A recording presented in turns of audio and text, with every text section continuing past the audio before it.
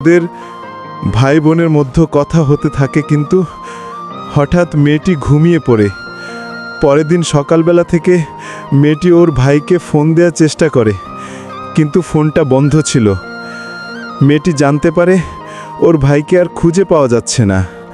পরে জানা যায় বিদ্যুৎ স্পৃষ্ট হয়ে সেই রাতেই ছেলেটি মারা যায়।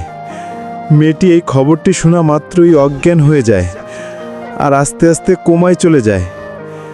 কিন্তু এখনও গ্রামবাসীরা বলে, যখন আকাশ মেঘ করে, জোরে বাতাস বয়, ঘন ঘন বিদ্যুৎ চমকায়, তখন নাকি ওই মেয়েটির শ্বশুরবাড়ির সামনে কারো চিৎকারের আওয়াজ শোনা যায়।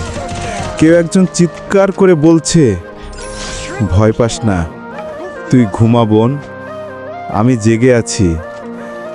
আসলে মা বাবার পরে যদি আর কোনো পবিত্র সম্পর্ক থাকলে সেটা হলো ভাই বোনের সম্পর্ক।